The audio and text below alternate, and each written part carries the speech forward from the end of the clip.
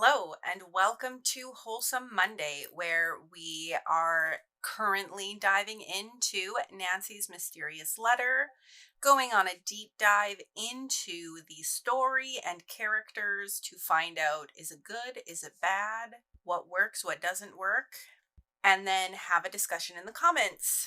As always, if you do not have time to watch the video, you can check me out on Spotify and just listen to the audio.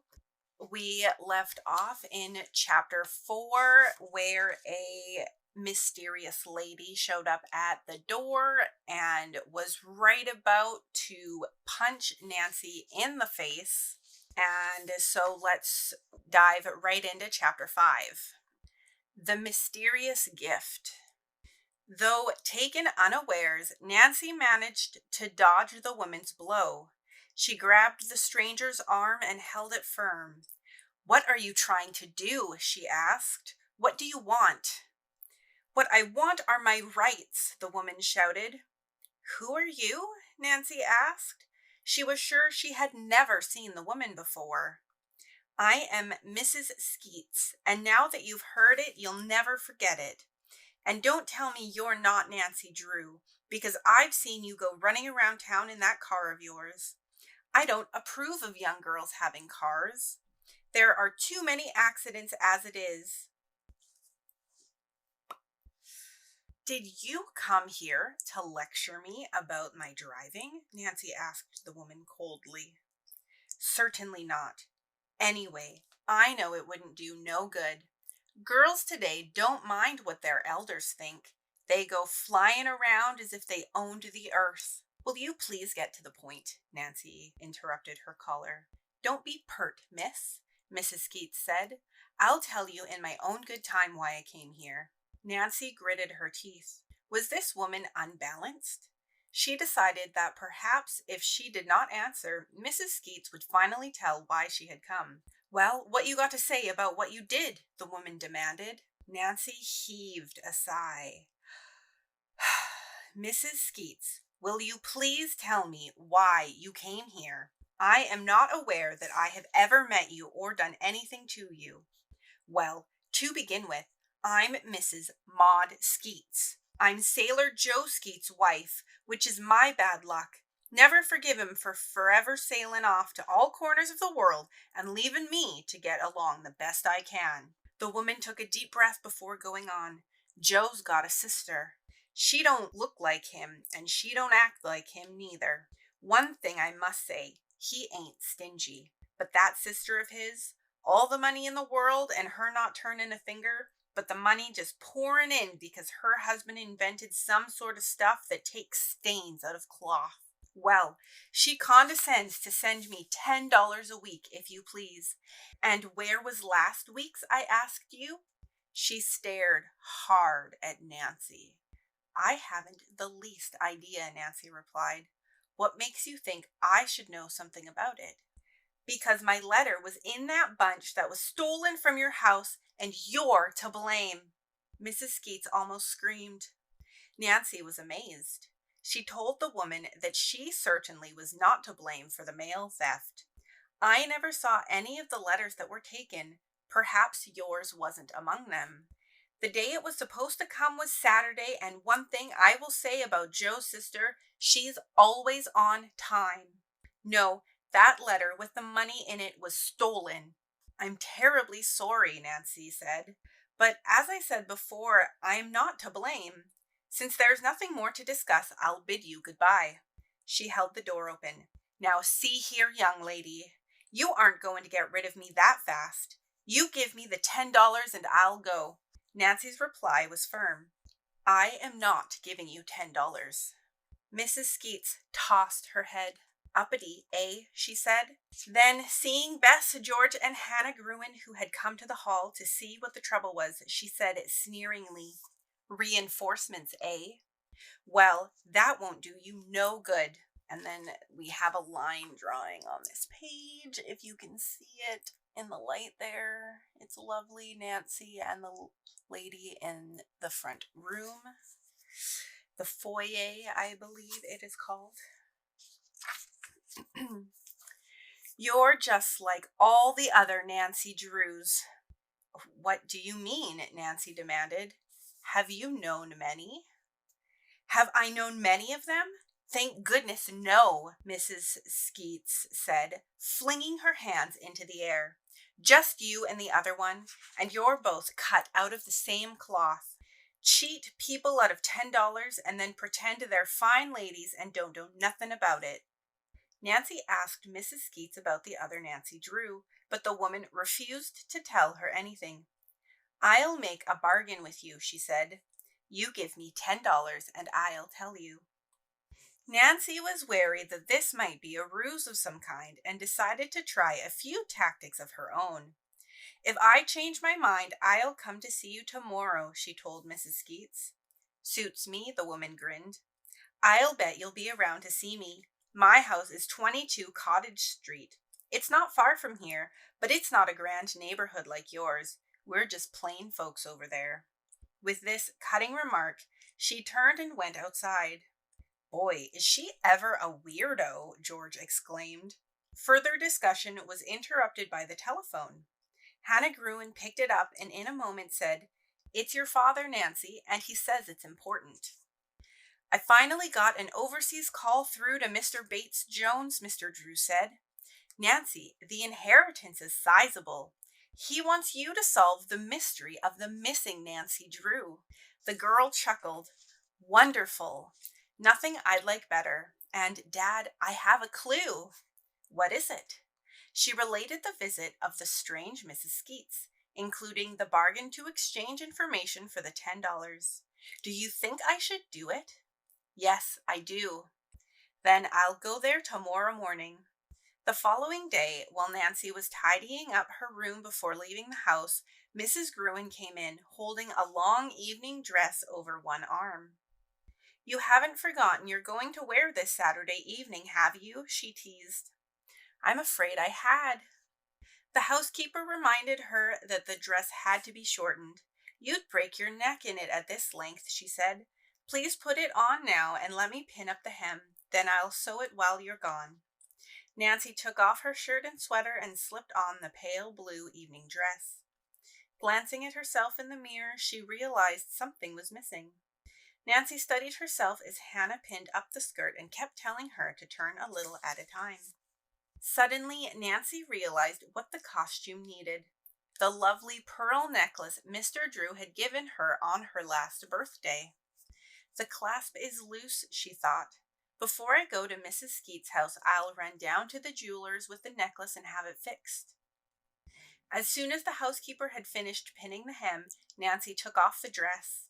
She put on her sports clothes once more, took the necklace from a drawer, and grabbed a coat. Wish me luck, she said, kissing Mrs. Gruen goodbye. I hope to bring home lots of news. She drove directly to the center of town and parked. Mr. Whittier's jewelry shop was a block away. Nancy hurried down the street and entered the store. Good morning, Mr. Whittier, she said to the elderly man behind the counter. I think the clasp on my pearl necklace needs tightening. She took it from her purse. The jeweler looked at it closely. It certainly does, he said. Are you in a hurry for it? Nancy told him she planned to take the necklace with her on Friday. I'm going to Emerson for the weekend. Then I'll fix this right away.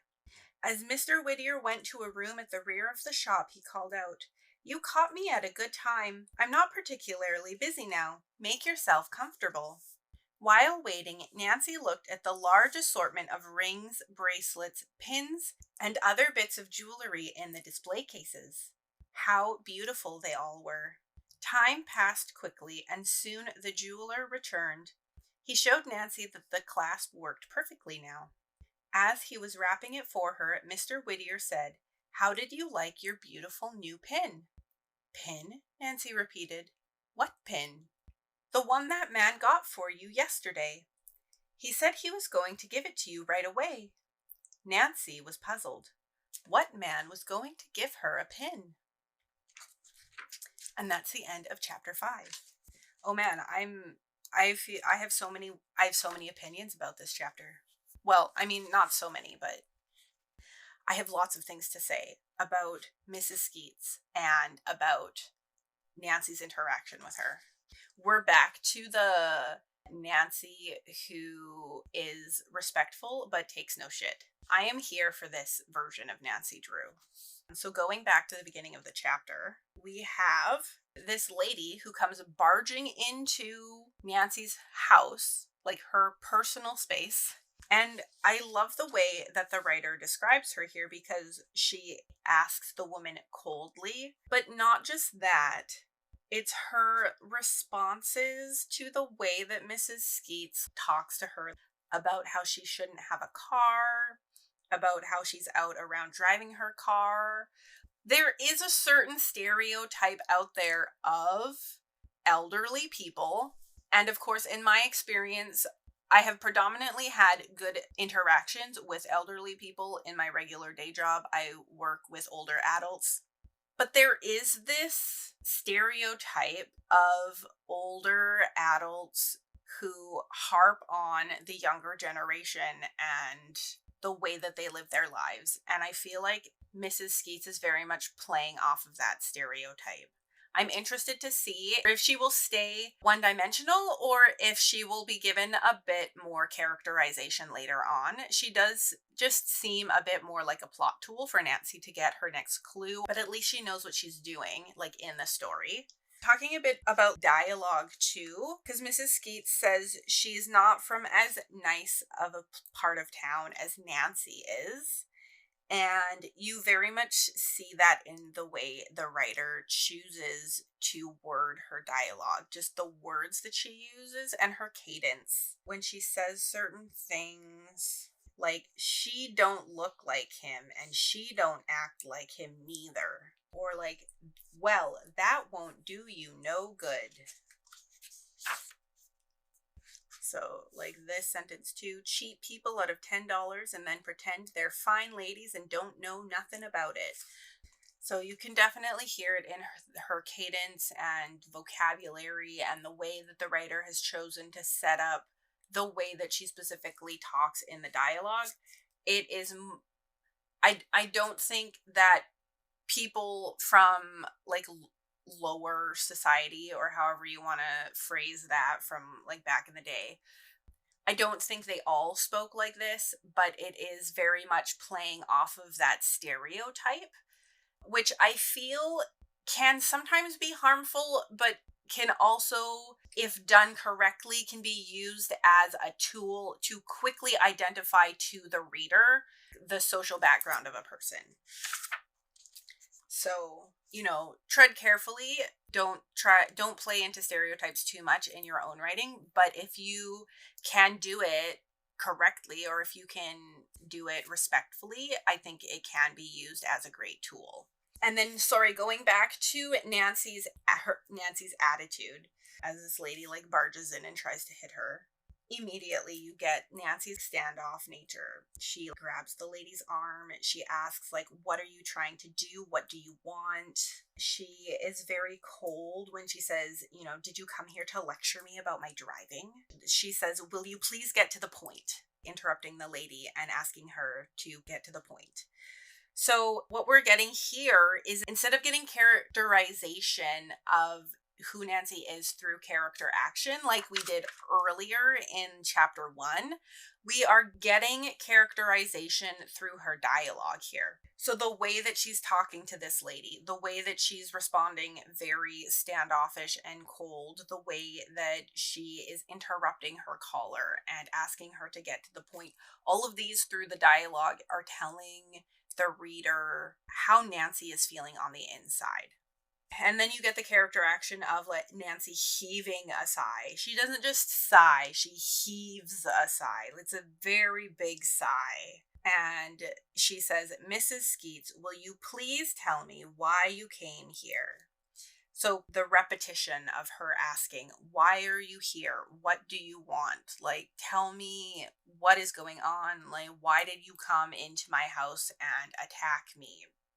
And you get all of this super long-winded explanation from Mrs. Skeets, all of this information that you don't need to know, which is a catch-22. It kind of bogs down the It kind of bogs down the story with stuff that we don't really care about as the reader and we don't really need to know, but it also at the same time characterizes Mrs. Skeets a bit. So good to do in small doses, but don't make a habit of it in your own writing. So we get that Mrs. Skeets expects $10. When the mail was stolen, she never received it. We get the lovely line drawing, which we haven't had in a few chapters, I think. What was $10 worth in 1930? Let's look it up.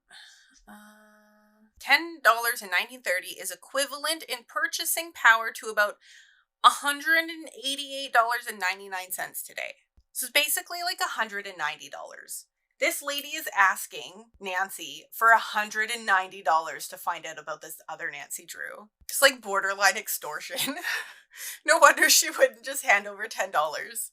And also, just imagine coming into someone's house who you've never met, trying to assault them, and then demanding they pay you $200. And then when you need information from them, they're like, give me the $200 and I'll tell you. Wild. Absolutely wild. Mrs. Skeets isn't playing around.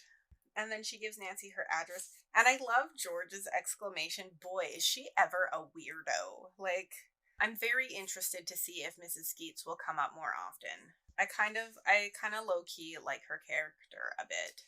Just because she's so out there on the fringe. Oh, and what did Nancy call her? Nancy gritted her teeth. There's another character action that showcases her annoyance. Was this woman unbalanced? This is the most polite way of calling someone absolutely bonkers, like unhinged, unbalanced. I love that. I'm sure it's a product of the time, but nowadays we would call people crazy or unhinged. I feel like unhinged gets used a lot. Crazy is a bit kind of, it's rude, but there you go. The next time you encounter someone who's acting a bit unhinged, you can just ask them if they're unbalanced. And this, again, is going back to the internal monologue she sometimes has, especially going back when she was talking to the inspector's aide, when she had all of these internal, fairly rude thoughts, to be perfectly honest, but based on the way that the inspector's aide was speaking to her and treating her, he was very condescending, and she got defensive and got her back up in this very... So this is sort of the same vein where she's having someone come in, accuse her of something she didn't do. And good on Nancy for standing up for herself and saying she's not to blame, because the person who is to blame is the person who stole the letters, which I'm pretty sure we know is Edgar Nixon now, although that hasn't been fully proven without a shadow of the doubt, but the circumstantial evidence is pretty damning, especially with two separate witnesses who saw the letters exit his car when he drove away. And then we get a little bit of interaction between Nancy and her dad again. He calls her to say he has received information from Mr. Bates Jones about the inheritance and that they want her to solve the mystery, which she's of course excited about, and she obviously has to tell her dad that she has a clue, because that's just how their relationship is. They get excited about each other's news, which I am so here for. It's so wholesome. And that's what this is about. It's about wholesome Mondays. And then we get her going through, the evening gown, which isn't really... It's sort of pertinent to the story because she's going away and she's going to be wearing it. I think they only spend like half a page on it, so that's fine. She goes to the jeweler, and then we find out about the pin. I think this is the first chapter that hasn't ended on some kind of super intense cliffhanger. So we do get the mystery of this man who came into the jeweler who bought a pin for Nancy Drew. I'm going to assume that it was for the other Nancy Drew that we're going to meet at some point. So it leaves you still with that mystery, but it doesn't leave you with this sense of impending danger that Nancy is in, which is a change. And I do appreciate that after my rant from chapter 4 about how every single chapter had ended in a cliffhanger. This is the chapter to end on. And yeah, I don't think I have too much more to say about this chapter. Please do let me know your thoughts down below in the comments. Do you agree? Do you not agree? What are some of your suggestions or criticisms? If you want to see what else I do on the internet, I have a link tree. I have a Patreon where I post some of my spicier content, more erotica and smut stories. My lowest tier is $1.50 per month. And if you support me for at least $5, you get access to my Discord channel. I will see you guys all next week for chapter 6. Bye.